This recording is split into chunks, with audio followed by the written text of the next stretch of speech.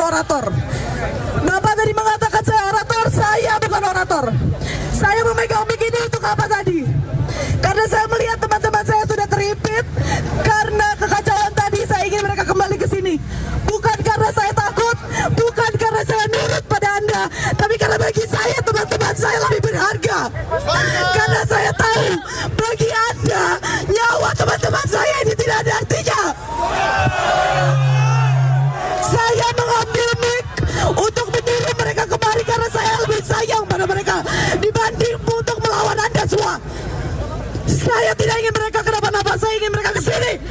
Dan Anda dengan mokom Anda itu, Anda menghalangi saya untuk mengatur mereka. Bagaimana kalau suara saya tidak terdengar oleh mereka karena suara berisik Anda dan mereka ada yang terluka? Ya, terima kasih.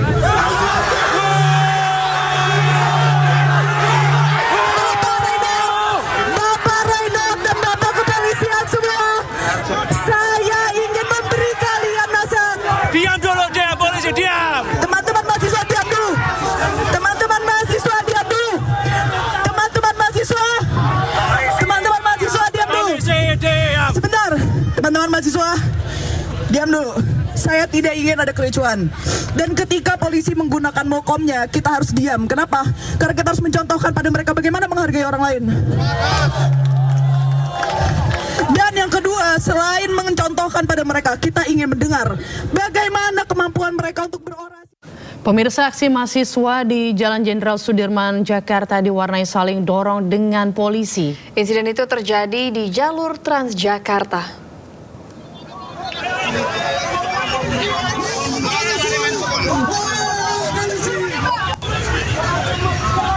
Aksi saling dorong antara mahasiswa dan polisi sempat terjadi di jalur Transjakarta sehingga membuat sejumlah bus tertahan di jalur lantaran tertutup oleh massa. Saat itu mahasiswa meminta agar sejumlah bus dibiarkan melintas ke arah Bundaran HI. Namun polisi tak memperbolehkan bus mahasiswa untuk melintas hingga akhirnya suasana memanas dan terjadi aksi saling dorong.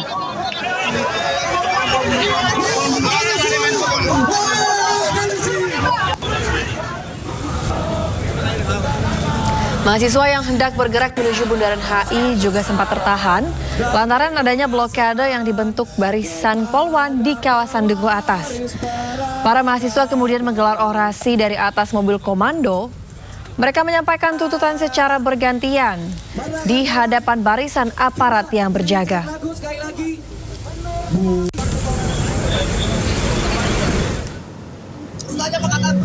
Koordinator Bidang Sosial Politik BEM UI, Hafidz Hairnanda, sempat didorong dan ditahan oleh petugas kepolisian.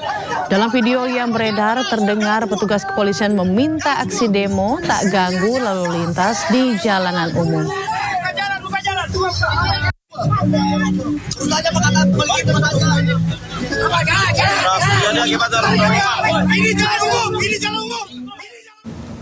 BEM Universitas Indonesia membubarkan diri usai membawa 8 tuntutan dalam aksi suarakan aspirasi yang digelar di kawasan Tamrin, Jakarta. Aksi suarakan aspirasi menjadi momentum bagi mahasiswa untuk mempertanyakan kondisi kemerdekaan yang dirasakan masyarakat saat ini. 8 tuntutan mahasiswa disuarakan mencakup persoalan ekonomi, korupsi, reforma agraria, kebijakan pemerintah, hingga keterlibatan aparat dalam ruang sipil.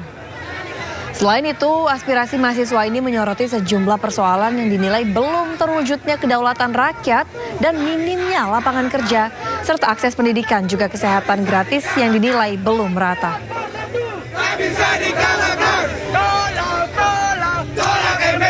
Ingin menyampaikan bahwa pelaksanaan penyampaian aspirasi di depan umum sudah selesai dilaksanakan, berjalan aman dan kondusif. Kami menyampaikan terima kasih kepada rekan-rekan mahasiswa yang pada hari ini sudah menyampaikan aspirasinya dan semua berjalan kondusif. Tetapi dalam proses pelaksanaan aksi ada temuan oleh Satgas Gakum. Ditemukan 1 buah bilah pisau yang dibawa oleh oknum berinisial AM, ini masih didalami. Yang satu lagi, satu buah golok yang dibawa oleh supir ambulan. Kami menghimbau kepada seluruh masyarakat, seluruh peserta aksi, barang-barang berbahaya, barang-barang benda tajam ini tidak boleh dibawa pada saat melaksanakan aksi. Viral di media sosial, perayaan HUT ke-81 RI di Cicalengka, Kabupaten Bandung, Jawa Barat diwarnai aksi baku hantam. Hendak lerai perkelahian, Kapolsek dan Ramil Cicalengka dianiaya 3 orang pelaku saat arak-arakan HUT ke-81 RI. Pelaku yang tak terima kemudian melakukan penganiayaan terhadap 2 pejabat. Akibatnya Kapolsek dan Ramil menderita luka di bagian wajah dan harus mendapatkan penanganan medis. Ketiga pelaku melakukan penganiayaan terhadap petugas karena dibawa pengaruh minuman keras.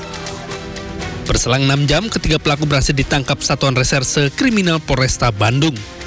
Kami telah mengamankan 4 orang terduga pelaku.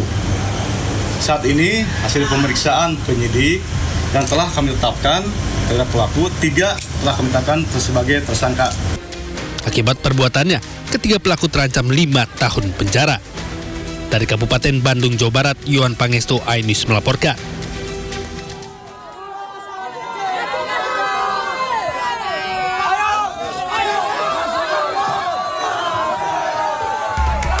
Dua personel patroli Polsek Sunggal menjadi korban salah sasaran amukan warga saat akan mengamankan seorang pelaku pencurian. Peristiwa berawal saat kedua anggota polisi menerima laporan warga akan adanya tindakan pencurian. Setibanya di lokasi, ratusan warga telah memadati tempat terduga pelaku diamankan.